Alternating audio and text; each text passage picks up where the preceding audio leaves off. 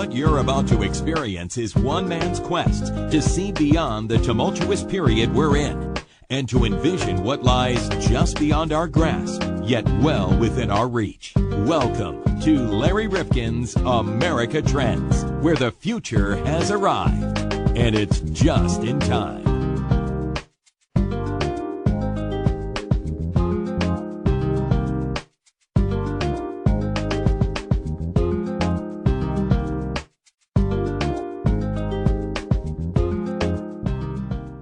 Welcome back to America Trends. Larry Rifkin and John Krofsik. And John, it can never be said that we don't challenge the intellectual prowess of our audience and that we're afraid to tackle politics in ways that others may not. So we're not afraid to dig into topics that might seem almost unapproachable in a 30-minute podcast, but we try to break them down in a way that make them understandable. And when I saw this book, it's called Entrenchment, Wealth, Power, and the Constitution of Democratic Societies, Paul Starr, who's the winner of the Pulitzer Prize. And that was all very interesting. But entrenchment, I had to look up the word. I really did. So I went to Webster, and I found that it is entrenchment, is the process or fact of an attitude, habit, or belief becoming so firmly established that change is very difficult or unlikely. Sounds like the politics we have of today. Entrenched. We're entrenched on both sides. Everybody's digging in and nobody's moving. But the interesting thing is, in a democratic society where you're changing leadership often every 4 or 8 years, you're changing Congress perhaps every 2 years, well, what deserves to be entrenched and what deserves to be taken back if in fact it's not working? So, for example, John, when you look at Social Security in the early days or Medicare, until they got entrenched, I'm sure that there were attempts to say, do we really need this? Do we really want this? But now those two policies as examples, I think, are so entrenched. Oh, yeah, you tried to take them away. Ooh. Now, on the other hand, the Affordable Care Act, Obamacare, I mean, that's something that the Republicans tried to dislodge. Now, it's still early on, so it's not embedded in our system in that way. But there are some who say the longer it continues, except when you're trying to totally neuter it, as this administration is, it's going to be harder to unplug it altogether. Only because they have that the pre-existing conditions, right? That's very popular, right. Which is very difficult, but it also makes insurance much more expensive. So somebody's got to sit down and deal with that entrenchment. Well, ironically, the Democrats are the ones who passed it, who are now saying let's get rid of it and go right to Medicare for all. So, I mean, it's interesting. Is something entrenched in our politics? And when something gets entrenched, is it because there is a powerful looming force of rich folks or well-established folks or people who really play the political game to the extent that many of us don't, that keeps something in place even though the rest of us want it changed? Well, I think there's a fear there. Maybe it's a fear of change because we got something and we're not sure if whoever is changing it is going to change for the better. Maybe there's a certain amount of fear. Well, don't forget, we never made it easy, the system that we have of checks and balances, to get anything through. Number one, you've got to get it through a bicameral legislature. So you've got to get it out of the House, and a lot of stuff from the House today is getting bottled up in the Senate. Once you get it through the Senate, you have to get it to the president's desk, and then oftentimes it has to undergo some kind of judicial review. So our process is meant really not to be that easy. Right. Having said that, I see presidents taking imperial power to an extent that we've never seen before. Wow. So if you don't like something the last person did, you throw it out by executive order without going through the normal process. Well, exactly, but that's Congress's fault. Congress has given up their power, really, to the president because I think they like their jobs and they want to get reelected, so they don't want to make the hard decisions. So they're leaving it up to the presidents to make decisions. Which is not making. what the Constitution really calls for. It isn't, and I wish somebody in the Congress would say, "Hey, this is our job. Let's do our job." But this whole idea, John, of entrenchment is really fascinating. As I began to talk to Paul Starr about it, I mean, think about this. Today, you've got people who want these background checks for people who are buying weapons. And I think the number is something like 93% of the country. So that's got to include some NRA members. And yet somehow it can't get through the Senate. And you say to yourself, now, wait a minute. Why can those types of things be so entrenched when 93% of Americans say this only makes sense and we're tired of seeing the carnage on our streets? And we're doing that in Connecticut now. I don't know why we can't do it nationally. Yeah, it really hasn't changed. So states do it some individually, a lot of them themselves. So I don't understand quite why we're entrenched in that. That's a good example, but I don't understand it. All right. Well, let's talk about entrenchment. The question on the table today on the podcast: what is accepted as a given in our society that is really almost an untouchable, and what is the ground that we can fight on to make changes? So is it just a sliver of public policy? Is it the entire swath of public policy that's always open to be changed and modified? What should be hard to unleash or unlock? What should be easier for us to make change about? That's what's really at the core of this interview today. I think it's a worthy discussion, and you got to keep your thinking caps on today on America Trends. With us on the line on America Trends is Paul Starr. He's won a Pulitzer Prize, and he's got a new book out called Entrenchment: Wealth, Power, and the Constitution of Democratic Societies. And Professor Starr, if people really don't understand the term entrenchment in the context of your book, give us just your best overview. Okay, so to entrench something is to cement it, to make it difficult to change. And that isn't necessarily a bad thing. For example, a constitution is a means of entrenching certain values, including freedom and democracy and equality. But entrenchment also means cementing power and privilege, and that can come about through intentional measures. Our Constitution, in fact, helped to entrench slavery. And entrenchment can also result indirectly from slow changes where people don't really fully anticipate the consequences. What I'm trying to do in this book, really the central focus of the book is on the entrenchment of the power of concentrated wealth historically. But I'm trying to give a well-rounded picture of how we get into a situation where certain foundational aspects of a society become very hard to change, even sometimes when they're widely recognized to be unjust. Did the framers of the Constitution attempt to keep certain things foundational and really difficult to change by virtue of amendments to the Constitution and the like, and other things much more part of the ongoing debate centuries down the road with unanticipated circumstances in place? What was their intention, as you best can tell, from the Constitution? Our Constitution is very difficult to amend. In fact, given our long history, it's remarkable how few amendments there have been. We really haven't had a significant amendment to the Constitution since the reduction in the voting age to age 18 back in the 1970s. That's because in order to amend the Constitution, you need 2/3 of each House of Congress, and then you need 3/4 of the states. Just to give an example, the Electoral College is still with us.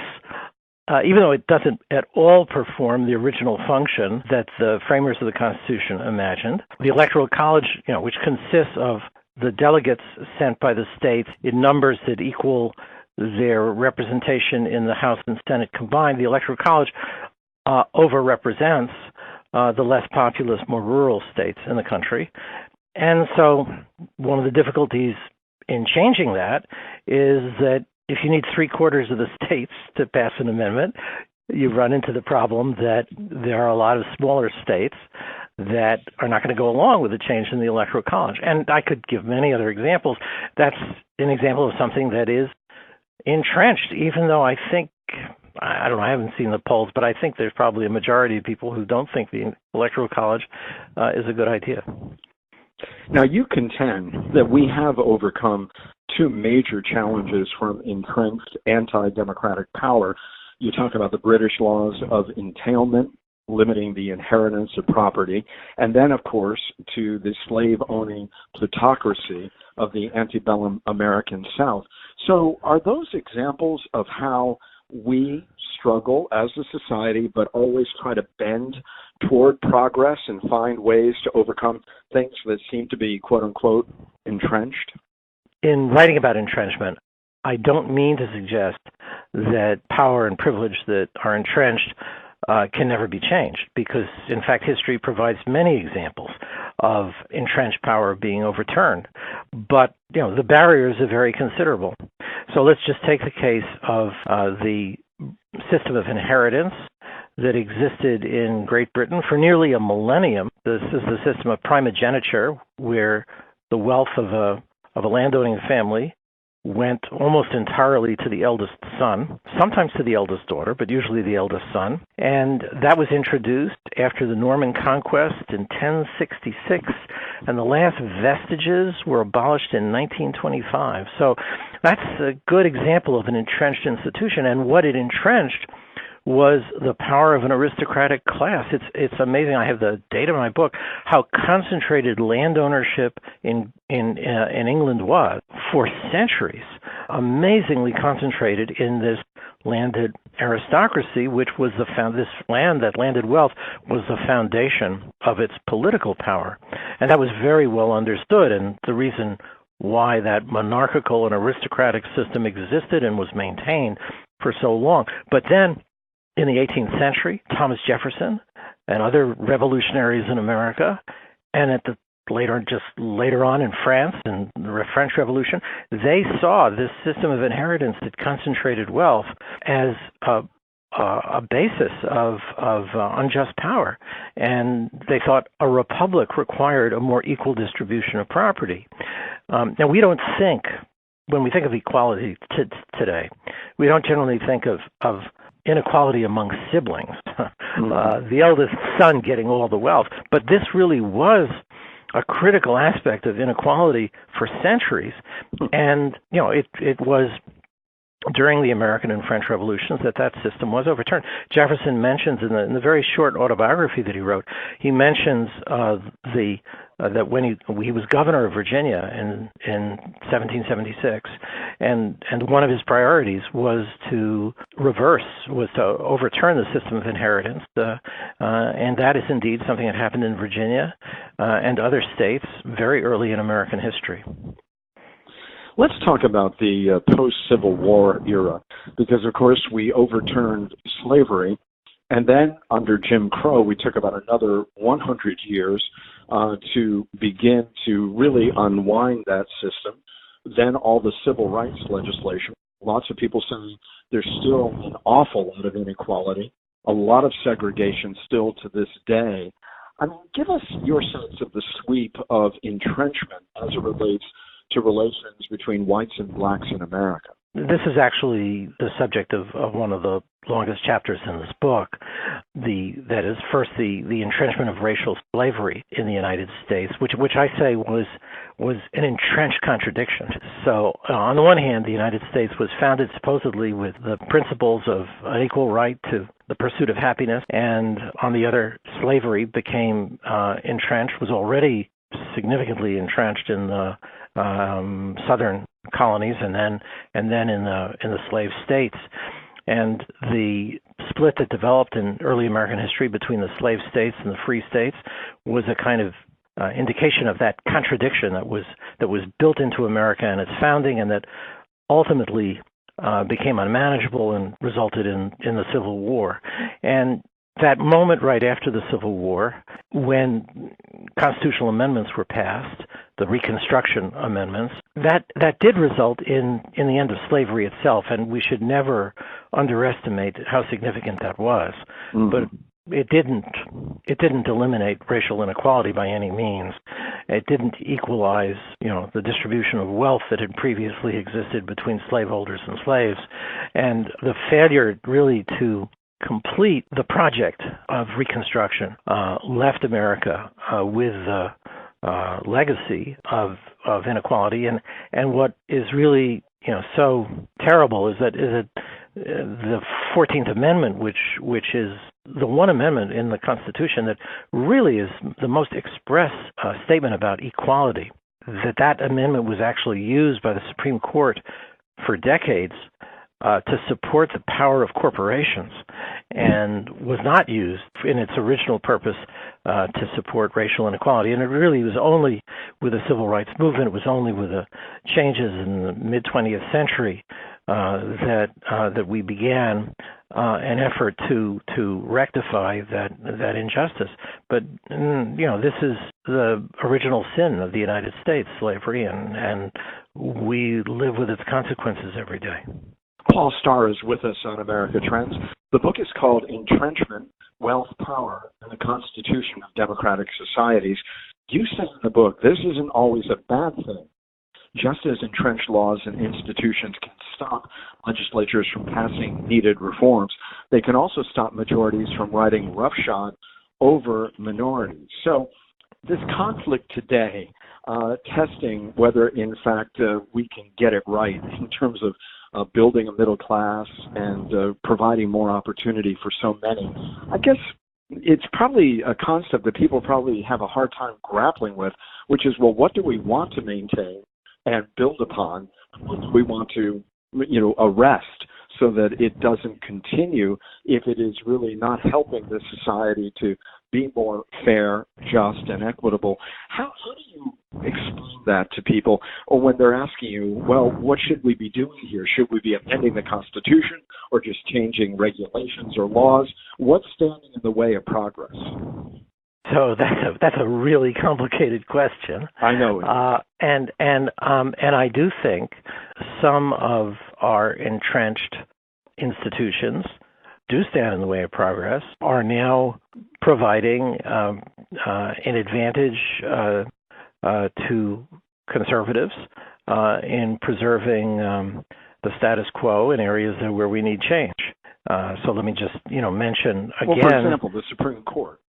Yeah, well, right. So we have invested a tremendous amount of authority in the Supreme Court. We may now be moving to a situation, if Donald Trump is reelected, where we go from a 5-4 conservative majority to a 7-2 conservative majority, and that may indeed entrench the power of corporations and wealth and have enormous consequences for our ability to deal with problems like climate change. What I really want to say here is that we have a tradition that includes other principles and ideals, and there is a great deal there that we can build upon. So I'm not suggesting that we just discard these institutions entirely. I think we have to reach into our traditions to identify the best version of America that we can be. When we go back to the 20th century and we look at a lot of the change that went on, whether it was Social Security to make certain that people didn't die with no opportunity to live in their retirement, however long or short that was at that time, or Medicare in the 1960s, I mean, those are things that can be changed, but they haven't. So that means that even those on the Republican side who at times have said, privatize Medicare or whatever, they find it to be very difficult. And oftentimes they're fighting against things that Democrats put in place, even Obamacare, which did not get overturned by one vote, John McCain at the time. So in other words, entrenchment can work in many different directions, correct? Yes, I think that's true, although I think you have to recognize sort of different degrees to which institutions may become entrenched. So I think, just to go back to the example of the Constitution, sure, there are certain aspects of the Constitution which are exceptionally difficult to change and where there is no realistic prospect, I think, of their being changed in the lifetime of anybody who's now listening. But then there are other things which I think, where the obstacles are not quite as great. And although the basic system of Social Security has existed since 1935, there have actually been a lot of changes to the Social Security system. Medicare has evolved quite a bit over the years. It's true that conservatives who have wanted to overturn those entirely have not been able to do so. They've not been able to do so in part because they have very strong support. That's a kind of democratic reality that people want to hold on to these things. And in fact, Americans, just to take the case of Social Security, Americans have now organized their lives around expectations of retirement that they didn't have before Social Security. And so taking it away from them would really violate a kind of implicit social contract that has been established for decades. And you mentioned the Affordable Care Act. Actually, I don't think the Affordable Care Act is entrenched in the sense that I'm talking about. I think it could very well be overturned. I think it's, in fact, the opposition. You have the opposition from conservatives, from the Trump administration, that's tried to undo the law. There's a case before the will be coming before the Supreme Court that could, in fact, result in the Affordable Care Act being struck down. And then on the left, you have support for Medicare for All that would replace the Affordable Care Act. So I don't think it's in the same category at all as Medicare and Social Security. When we do look at the debate, sometimes the debate is about a policy or a law that changes something we used to do in the past that we now don't do, or we've improved upon. As you say, maybe we will go toward more even public involvement in healthcare. But sometimes it's about the rules, and the rules about how we govern ourselves, the rules about gerrymandering. Now, we know the U.S. Supreme Court just decided that needed to go back to the states and wasn't something they wanted to grapple with at this point. Are we at a point in America, because we are so divided as a nation, where you see us looking at the rules, the mores, even separation of power, dare I say, which is built into the Constitution, as opposed to simply arguing about whether this particular program should be expanded or contracted? Yeah.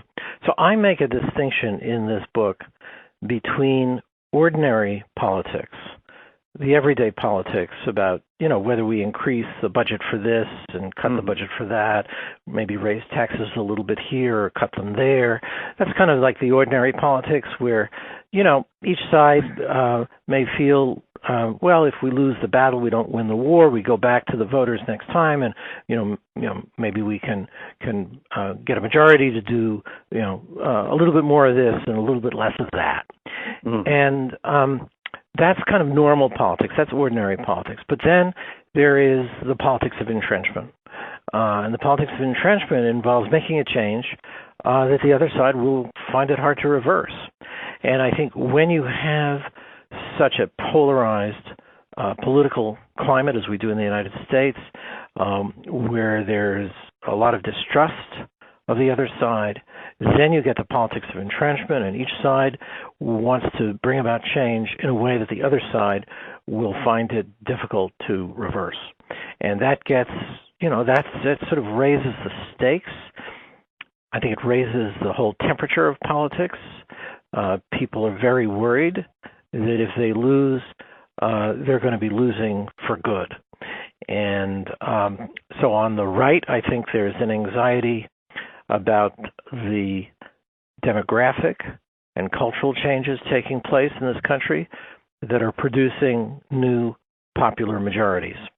And they want to, that on the right, they want to thwart this development. I think that's one of the reasons for this intense concern about immigration.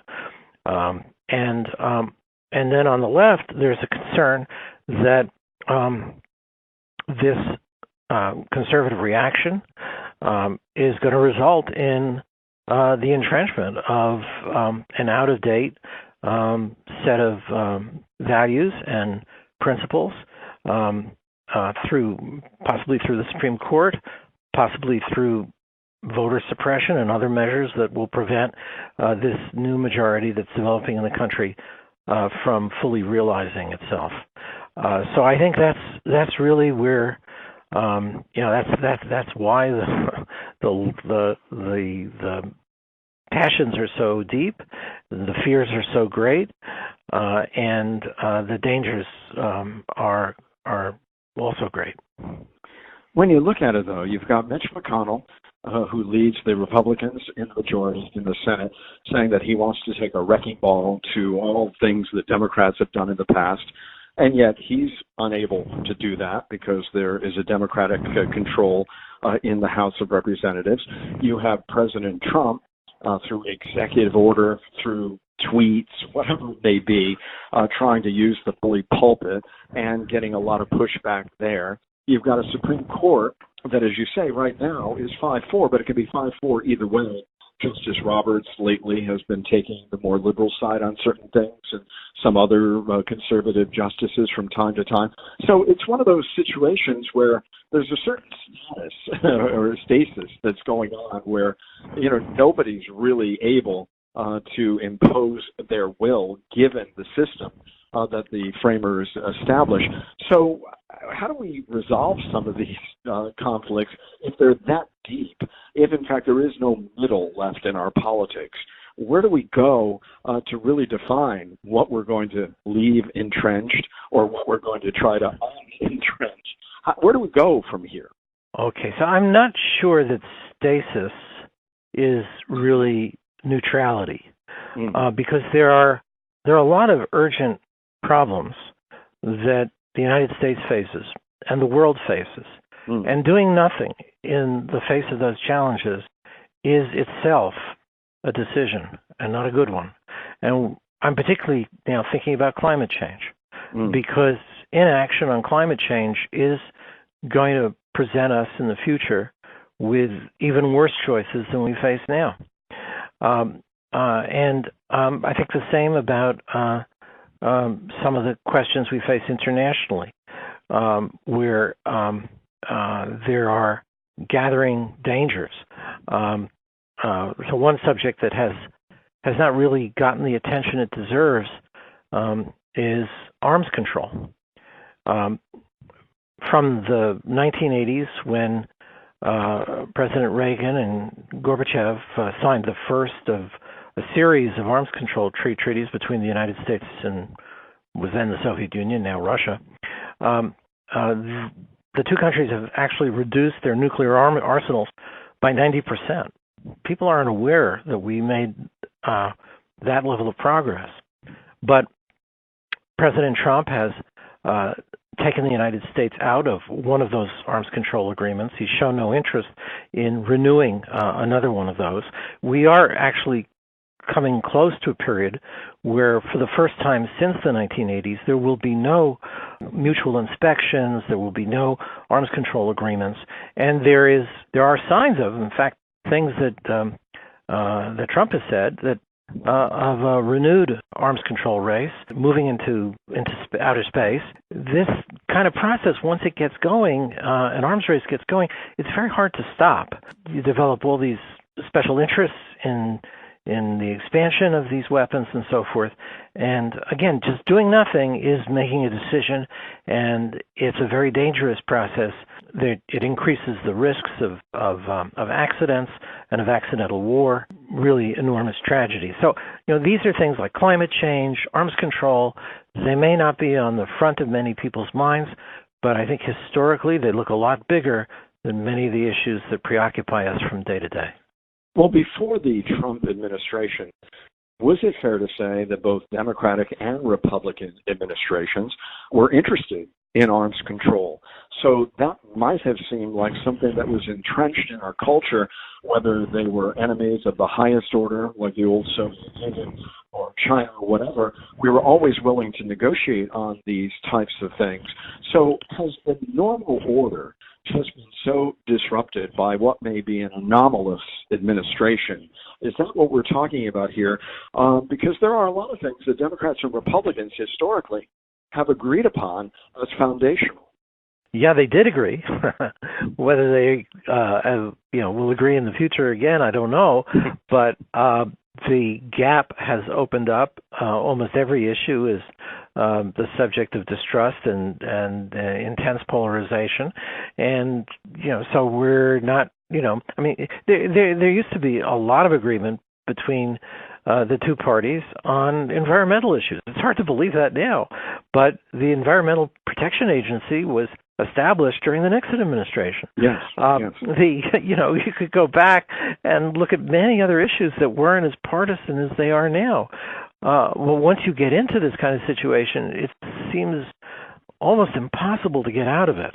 And I hope that we will turn the corner on this, and I hope we'll get back to some reasonable level of sanity about many of these issues. But I don't have a crystal ball. I don't know that that's going to happen. And we're at a moment, I think, of considerable danger to our institutions because of this sense of desperation that I mentioned earlier. A sense of desperation which I see particularly on the right, a sense of desperation growing from the change in the demography of the United States, the culture. You look at the polling data on young adults. They're not turning in a conservative direction. They're turning against conservatives. I think conservatives see that, and I think that's why they are so interested in entrenching their power. And that is. And how do they get that done? Yeah.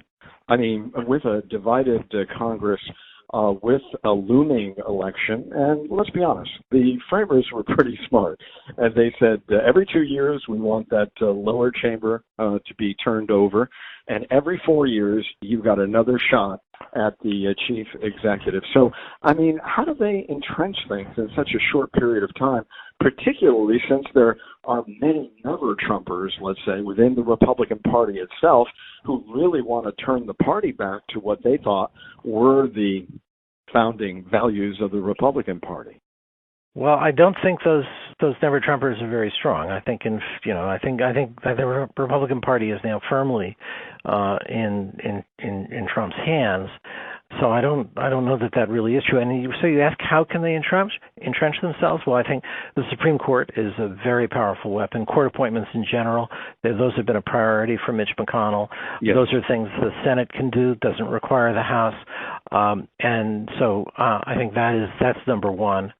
And then there are other measures, and really voter suppression, as in Georgia in 2018, gerrymandering. You mentioned gerrymandering, which has given Republicans firm control over legislatures in states like Wisconsin and North Carolina, even though Democrats have a majority of votes in those states. But Republicans control the legislatures, often by nearly two-thirds majorities. There are a whole series of things like this. I think the attempt to put a citizenship question on the census, that was another attempt to entrench themselves, to undercount immigrants, which would affect the apportionment of seats in the House and the districting within states.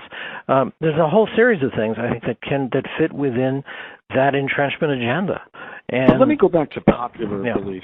In other words, I thought it was wholly improbable, if not impossible, that in 2018 Democrats would take back the House, given the gerrymandering operation, Red, whatever it was called back in 2010. It seemed impossible that they would be able to do it in 2018 until the next census, and yet they did by 40 seats, which tells you that the public, to some extent, and many GOP in the suburbs are paying a lot of attention and not happy with what they're saying, and they're willing to vote the other side to bring back some calibration, if you will. I mean, did that stun you too? Democrats won a popular majority of more than 8% in the vote for the House in 2018. I think the political science evidence is that if Democrats only had won a majority of 2 or 3%, they might, in fact, they probably would not have a majority of the House. So you still have the problem that Democrats get a smaller number of seats in the House Yes. than Republicans would get with the same share of votes. And so the House is unbalanced because of gerrymandering. But if you win a really big election, as Democrats did in 2018, okay, then you can overcome this kind of bias that's been built in favor of the Republicans. So, yeah, you've got to win big in order to do that. And by the way, for 2020, when people look at the polls today, the matchups of some Democratic candidate against Trump, and they may see that the Democrat is ahead maybe by 2% in the polls. Well, actually, if the voting turned out to be like that, that's about what Hillary Clinton won by. Won the popular vote by. So Trump might well be reelected in the Electoral College again after losing the popular vote. And so these are reasons why these entrenched institutions, in that case the Electoral College, or gerrymandering and so forth, they are realities there. They can be overcome. The whole theme of this book, Entrenchment, is not to say that change is impossible. It's just that when things are entrenched, you have to recognize there's a kind of extra barrier that you have to overcome. Like it isn't enough just to have a little majority. You got to get a big majority in order to change things. You say in the book, America constantly navigates economic highs and lows, popular protests, changes in leadership and ideology, military defeats. What is the evidence of the impact then of entrenchment? Because we seem to just kind of move from left to right. In fact, the last number of administrations have just bounced back and forth. There's clearly discomfort in the populace about the direction of the country, if it's listing too far this way or that way. Does America really need to find a center at some point to really right the ship? What is it that we need to do? Because we're bouncing all over the place. Well, we're not bouncing all over the place in certain fundamental social realities. So despite those changes in administration, the United States has seen, really since the late 1970s, a shift toward greater inequality in income and wealth. You need, again, if you're going to change that, if you're going to create greater equal opportunity, you mentioned building a middle class. Well, the middle class hasn't actually done all that well over these last several decades. If you're going to be able to address that kind of a problem, then you need a much more substantial political change than what we've had. And I think that's the challenge of entrenchment in this sense, the entrenched inequalities. In order to overcome them, again, you have to get over a bigger barrier. You have to summon a greater force for change, and that I think is the challenge we face. So the left, when we see progressives today, really talking about a lot of changes in policy going forward, and we see a lot of pushback even within their own caucus to some of those ideas, whether it be the Green New Deal or healthcare for all in terms of Medicare for all. And then we saw a lot of people who did vote for Donald Trump, believing that we needed some dramatic change because he talked about their plight in the center of the country and the way they had been left behind. Is there, based on both of those things, because a lot of people said they might vote for Bernie Sanders if they didn't vote for Donald Trump, is there possibility that you can cobble together a majority of people who really want to deal with inequality, or are the policy adaptations that are being suggested just so varied that you won't even find consensus from those who agree that they're getting the short end of the stick? Yeah, I don't see much likelihood of those Trump supporters and Sanders supporters getting together. Honestly, I think even though they might agree on some economic ideas, the divisions over race are so deep in this country right now that there's and also the president is focusing on those and aggravating those racial divisions. So it's hard to imagine that that kind of cross-partisan agreement emerging on changes. But maybe I'm being insufficiently imaginative about what might happen. So are we really talking here, as you see it, more about cultural issues or economic inequality or some combination? What do you see as being the most difficult to dislodge people of certain notions that they feel define their life's chances and expectations for this country? Do you think it is more cultural than it is economic, or is it just a combination of things? It's a combination. I don't want to have to make that choice. The whole way people understand the economy is so colored by their racial and cultural perceptions. These days, when you ask people about the state of the economy, I'm talking now about public opinion polls that ask people about the state of the economy, it is striking how much their answers depend on whether the party they support is in office. So, the very people who under Obama was saying the economy was terrible, a few months later, with Trump in office, without actually a change in the economy, were saying how much better it was. And it's just this is, it's not as though people have an independent understanding of the economy that is separate from their cultural beliefs and their political beliefs. I was going back and asking that question to Thomas Frank's work years ago. What's the matter with Kansas? Entrenchment, wealth, power, and the Constitution of Democratic Societies. Paul Starr, winner of the Pulitzer Prize. Perhaps there's another one for this book, Entrenchment. Thank you for being with us today on America Trends. Well, thank you so much. Enjoyed this. America Trends podcast is part of the MHNR Network. MHNRnetwork.com.